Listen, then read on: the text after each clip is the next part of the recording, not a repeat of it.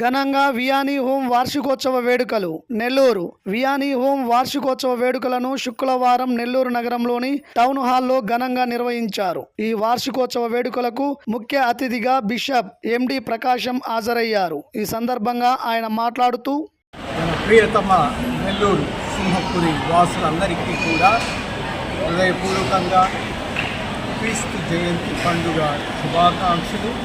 అదేవిధంగా రానున్న నూతన సంవత్సరానికి కూడా దేవుని యొక్క ఆశీస్సులు, ఆయురారోగ్యాలు ఎల్లప్పుడూ ఉండాలని చెప్పి మనసారా తెలియజేస్తూ ఉన్నాను. మరి ఈ దినం ఇక్కడ మన నెల్లూరు టౌన్ హాల్లో మన నెల్లూరులోనే ఉన్నటువంటి వియానీ హోం ఇక్కడ మరి దివ్యాంగులైనటువంటి బిడ్డలను ఆదరించి వారికి అనేక విధాలుగా సేవలు అందిస్తూ ఉన్నారు. వారికి అవసరమైనటువంటి చికిత్సను కానీ మరియు విద్యను కానీ వారికి నైపుణ్యతను కానీ నేర్పించడం అనేది జరుగుతుంది. వారు ఈ సందర్భంగా వారి యొక్క వార్షికోత్సవాన్ని జరుపుకుంటూ ఉన్నారు. అదేవిధంగా వారు మన యొక్క నగరంలో చుట్టుప్రక్కల ఉన్నటువంటి వివిధ సంస్థలు దివ్యాంగులను ఆదరించి వారి తల్లిదండ్రులకు సహాయపడే సంస్థలను కూడా ఆహ్వానించి ఉన్నారు. వారి తల్లిదండ్రులు కూడా ఇక్కడ ఉన్నారు. మరి ఈ సందర్భంగా మనం అందరినీ కూడా అభినందించాలి. సంస్థలను, తల్లిదండ్రులను, మన యొక్క ప్రభుత్వాలను, ప్రభుత్వ అధికారులు, మరి ఎంతోమంది దాతలు కూడా ఉన్నారు. వ్యక్తిగతంగా వారు చేస్తున్నటువంటి సహాయాన్ని హృదయపూర్వకంగా అభినందిస్తున్నాం. దేవుడు వీరందరికీ కూడా మన యొక్క ఆశీర్వాదాలను, కృపలను రెండుగా చేయాలని నేను మనసారా ప్రార్థిస్తూ ఉన్నాను, ఆశిస్తూ ఉన్నాను.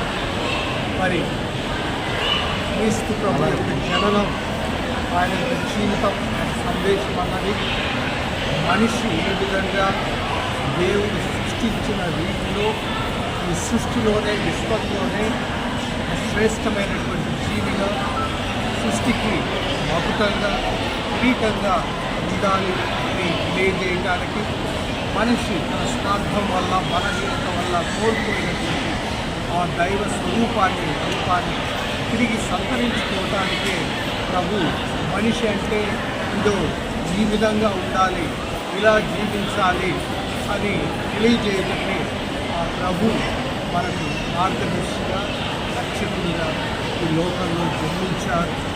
ఆయనే ఈ లోకానికి నేనే వెలుగు, నేనే జీవం, నేనే సత్యం, నేనే మార్గం అని కూడా ప్రకటించారు.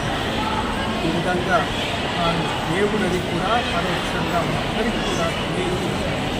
దేవుడే అనేటువంటి వాటి అలాంటి దేవుడే నన్ను ప్రతి ఒక్కరికి కూడా తన రూపంలో సృష్టించాడు. అంటే ఆయన యొక్క స్వభావాలు, లక్షణాలు, పుణ్యాలు మనందరం కూడా కలిగి ఉండాలి. అప్పుడే మనం నిజంగా ఆయన రూపంలో జీవిస్తున్న మనుషులంగా ఉంటాం. అలాంటి విలువలను, పుణ్యాలను, లక్షణాలను కలిగి మన యొక్క దివ్యాంగులు జీవిస్తూ ఉన్నారు.